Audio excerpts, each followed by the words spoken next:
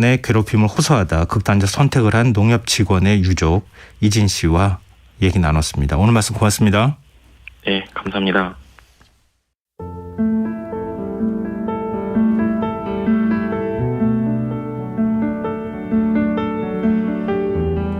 KBS 1라디오 김성환의 시사야.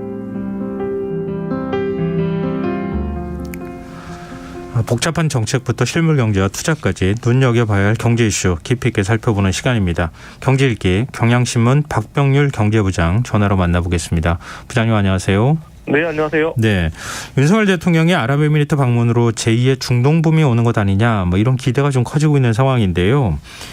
1970, 80년대 같은 중동 특수가 다시 올 수 있을까요? 예, 일단 우리에게는 또 하나의 또 기회가 될 수가 있을 텐데요. 네네. 하지만 또 우리가 또 아주 그때랑은 다르게 조심스럽게 또 접근해야 되는 그런 부분들도 분명히 있는 것 같습니다. 네, 이 기대는 큰데 과연 그 기대에 부합하는 뭔가 결과가 나올 것이냐 이게 관건 아니겠습니까? 네, 그렇죠. 네, 지금 중동의 경제 상황이 어떤지 정말 투자 여력이 중동 국가들이 얼마나 되는지 이게 좀 궁금하거든요. 어떻습니까? 네, 일단 제가 먼저 한번 질문을 한번 드리고 싶은데요. 네. 그 지난해 그 G20 국가 중에서 혹시 그 성장률이 가장 높았던 국가 어딘지 혹시 아십니까? 아유, 잘 모르겠는데요. 네, 정답은 사우디아라비아입니다. 아, 사우디아라비아요? 네, 사우디가 지난해 7.6% 성장을 했는데 예. 인도의 7.0%를 앞섭니다. 그리고 중국도 3.0%밖에 못했으니까. 예, 그렇죠. 중국이 지금 2배 이상 성장을 했고요. 예. 또 반대로 그렇다면 이 G20 국가 중에서 물가 상승률이 가장 낮았던 나라 어딜까요? 이런 것까지 다 챙기지는 않았어요. 네. 네. 어디입니까? 이것도 역시 사우디입니다. 아, 그래요? 물가 상승률도 네. 낮고 경제 성장률은 높고 이런 거네요? 네, 쉽게 말씀드리면 지난해 사우디아라비아는 G20 국가 중에서 가장 성장률이 높았고 물가는 가장 낮았던 나라. 지난해 물가 상승률이 2.9%밖에 안 됩니다. 일본보다도 지금 낮은데 그러면서 재정 흑자도 남겼고요. 예. 경제가 아주 좋습니다. 지금 코로나19 그리고 러시아의 우크라이나 침공 이런 걸로 대부분의 나라에서 고물가 그리고 경기 침체 지금 허덕이고 있지 않습니까? 네네. 그리고 이제 우리나라도 그렇지만 대부분 나라에서 재정 적자, 무역 수지 적자, 지금 쌍둥이 적자에 다 빠져 있고 일부 신흥국은 국가 부도에 몰려서 IMF에 구제금융을 요청하기도 하는데 유독 지금 중동 국가들만 나홀로 호황을 노리고 있습니다. 사우디뿐만 아니라 아랍에미리트 그리고 카타르 다 상황이 비슷한데요. 결국 이 이유는 한 가지 때문입니다. 바로 이 유가 때문입니다. 네. 지금 우리도 그렇지만 상당히 적자를 남기는 이유 중 하나가 고유가라든가 고원자재가 때문에 지금 지출되는 지금 달러가 많은데 이 세 개의 달러들이 지금 다 중동으로 몰리고 있다. 이렇게 보시면 되고요. 독일, 일본 다 적자입니다만 지금 아까 말씀드렸던 그런 중동 국가들만 나홀로 지금 오일 달러가 오일 머니가 계속 쌓이면서 지금 달러가 지금 충분합니다. 그러다 보니까 지금 돈을 쓸 수 있는 거 바로 지금 중동밖에 없고요. 네. 우리로서는 우리가 이제 지출했던 그 달러를 회수해야 될 것도 바로 이제 중동이다. 이런 얘기가 될 수가 있을 것 같습니다. 좀 배가 아프기도 하고요. 좀 부럽기도 하고 그렇습니다. 네. 근데 사우디아라비아 경제에서 유가 의존도는 얼마나 됩니까?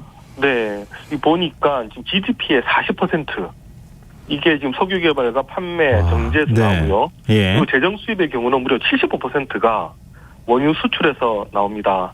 그러다 보니까 이 원유에 대한 의존도가 정말로 이건 절대적이다라고 이제 말씀을 이제 드릴 수가 있고요. 네. 근데 이제 이런 부분들이 또 반대로 이 유가가 떨어질 경우에는 이런 중동 국가들에게는 또 악몽이 될 수가 있는데 실제로 그 코로나19 초기 때 이 유가가 크게 폭락을 했었거든요. 네. 그때 당시에 아주 국가 재정이 악화됐었고 그러면서 주요 국가 프로젝트가 줄줄이 중단되는 그런 상황을 맞기도 했습니다.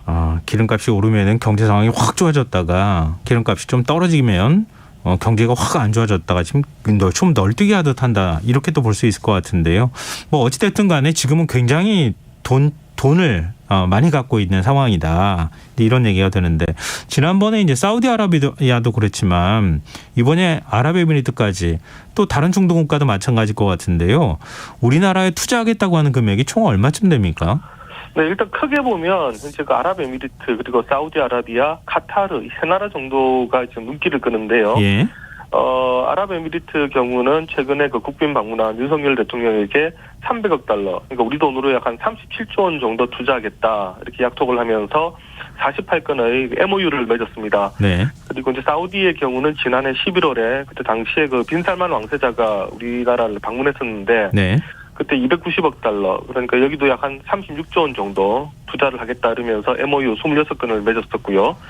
그리고 이제 카타르의 경우는 이제 우리나라 지금 조선업을 먹여 살리고 있다 이렇게 보시면 됩니다. 2020년이었는데요. 당시 그 카타르 그 국영 석유회사가 우리 국내 조선 3사랑 계약을 맺었는데 네. 2027년까지 100척 이상의 LNG 운반선 건조를 위한 슬로디약 약정서를 이렇게 맺었습니다. 그러니까 100척 이상을 한국에서 LNG 운반선 만들겠다 이런 의미인데 네. 요거 전체 가격이 무려 25조 원이 넘습니다. 실제로 지난해 이제 수주전이 시작이 됐는데 우리 국내 조선사들이 지금 54척을 이미 그 건조를 따냈고요. 그리고 지금 올해 또 2차 물량 지금 40여 척을 두고 지금 다른 나라들과 경쟁을 하는데 상당 부분 우리가 지금 수주를 할 것으로 지금 전망이 됩니다. 이미 우리 그 국내 조선사들 2026년 물량까지 다 확보를 해놓고 만약에 2차 물량까지 확보를 하면 거의 한번 2030년까지는 앞으로 물량 걱정 안 해도 될 정도입니다. 야, 중동 국가들이 이렇게 통큰 투자에 나서는 이유 어떤 거죠? 네, 앞서 말씀드린 것처럼 이 사실 석유라는 게 중동에는 축복이지만 동시에 약점이다. 아까 말씀드렸지 않습니까? 네네. 석유의 시대가 저문다면 이 중동을 한 번에 이제 몰락을 할 수가 있기 때문이죠. 실제로 2010년대 중반에 셀가스 혁명이 났었을 때 유가가 배럴당 20달러로 떨어졌었거든요. 네. 그때 당시 아주 중동 국가들은 그 악몽으로 기억을 하고 있습니다. 그래서 지금 달러가 생길 때마다 탈석유를 목표로 지금 투자에 지금 열을 올리고 있습니다. 그리고 또 하나는 또 중동 내에서도 지금 패권 다툼이 아주 치열합니다. 어느 지역이든 패권을 놓고 이제 국가들이 경쟁하는 것은 뭐 당연합니다만 중동에서도 뭐 사우디라든가 아랍에미리트, 카타르 이런 국가들이 서로 이제 주도 국가가 되기 위해서 경쟁을 하고 있는데 그러다가 보니까 이제 돈만 생기면 무조건 다 투자를 하고요. 또 만약에 유가가 떨어지면 중단하고 지금 이런 상황들이 지금 계속 반복이 되고 있는 겁니다. 지금 각 국가들마다 대형 프로젝트 어떤 걸 추진하고 있어요? 네, 사우디 같은 경우는 이미 많이 알려졌죠. 네. 네옴시티라는 그 사막 위에 새로운 이제 도시를 짓는데 네. 요 규모가 서울의 무려 44배에 달합니다. 여기 들어가는 사업비가 무려 640조. 이 640조면 우리나라 1년 예산인데요. 예. 예, 요걸 들여서 2030년까지 짓겠다 이런 목표로 해서 지금 이제 시작을 하고 있는데 인구 100만 명 도시를 계획을 하고 있습니다. 그러다 보니까 우리나라의 뭐 삼성이라든가 현대차그룹 이미 이제 사업 수주전에 뛰어드는 상태고요. 사우디는 이와 함께 또 2030년 엑스포를 유치하기 위해서도 또 우리 또 부산과 경쟁을 하고 있습니다. 요 네옴시티에 바로 이제 엑스포를 유치를 해서 탈석유 선언하겠다, 미래 국가로 변모하겠다 이런 구상을 갖고 있습니다. 그리고 이제 아랍에미리트 같은 경우는 또 마스다르 시티라는 것을 지금 짓고 있는데요. 네. 이거는 이미 지금 짓고 있습니다. 원래는 완공이 되었어야 되는데 지금 계속 좀 연기가 되고는 있습니다만 여기도 지금 28조 원 들여서 지금 이제 짓고 있고요. 네. 예, 5만 명 도시의 신도시고 뭐 전기차, 수소차, 뭐 자율주행 자동차, 도로 달리기 하겠다. 그리고 태양열, 풍력 같은 친환경 에너지 이용하겠다. 지금 이렇게 하고 있는데 그 이재용 삼성그룹 회장이 회장으로 승진한 후에 첫 번째 방문한 곳이 바로 이 아랍에미리트 이곳입니다. 그리고 이제 카타르는 이 세 나라 중에서 가장 먼저 지금 신도시 개발을 나섰는데 네. 이번에 월드컵 열렸잖아요. 예. 바로 그것이 이제 루사일이라는 곳인데 2005년부터 만들고 있던 사막 위의 신도시입니다. 이 45만 명을 수용할 수 있는 신도시를 구축하겠다 그러면서 바다를 메워서 거기 인공미립진 이제 더퍼를 만들고 아파트 단지 세우고 여러 가지 이제 인프라 만들었는데 지난 월드컵은 이 루사일을 우리가 이렇게 잘 만들고 있다. 이거 알리는 행사였다. 이렇게 보셔도 됩니다. 근데 뭐 이런 대형 프로젝트 하려면은 뭐 직접 자신들이 건설을 하지는 않을 거 아니에요. 또 우리 그렇습니다. 입장에서 일종의 기회가 될 수 있을까요? 네, 맞습니다. 이게 사실 중동이 기술력은 상대적으로 낙후가 되다 보니까 예. 결국 이제 다른 나라의 도움을 받아야 되는데요. 우리나라 같은 경우는 그 첨단 IT 그리고 이제 신재생 에너지 그리고 또 첨단 환경 설비 이런 부분들의 기술력을 많이 갖고 있다 보니까 한국 기업들의 참여를 좀 많이 원하는 그런 상태입니다. 특히 우리나라 건설사들의 높은 시공 능력들 이런 부분들은 이미 인정을 받은 바가 있고요. 이런 스마트 시티라든가 스마트팜 한국 기업들이 이제 기여할 수 있는 분야들이 많다 보니까 네. 일단 우리랑도 어느 정도는 좀 궁합이 맞다 이렇게 보셔도 될 것 같습니다. 그럼 제2의 중동붐이란 말이 과장은 아닌 것 같은데요? 네. 근데 이제 이게 우리가 지금 7, 80년대 중동으로 생각하면 안 된다라는 게 지금 문제입니다. 과거랑 달리 중동도 아주 깐깐해졌습니다. 기술 이전도 요구하고요. 또 예. 가격도 상당히 깎고 있는데 우리나라만 지금 뭐 이렇게 같이 투자하자 이게 아니라 중국도 끌어들이고요. 미국이라든가 프랑스, 영국도 지금 끌어들입니다. 그렇게 해서 지금 최대한 지금 가격을 깎고 있기 때문에 자칫 잘못하다가는 우리가 건설을 하고도 지금 적자를 볼 수 있는 그런 상황까지도 갈 수 있는 부분들 우리가 우려를 해야 되는 부분이 분명히 있는데 또 다른 경우는 지금 우리가 바라카 원전 같은 경우에 아랍에미리트는 우리나라에게 아크 부대 파견을 요구했습니다. 네네. 이렇게 조금 안보까지 연결해서 좀 다양한 부대 조건을 내걸기 때문에 이 과거에 우리가 중동 수수를 누렸던 것만큼의 많은 이득을 남기기는 지금 쉽지 않은 그런 상황이다 이렇게 보셔야 될 것 같고요.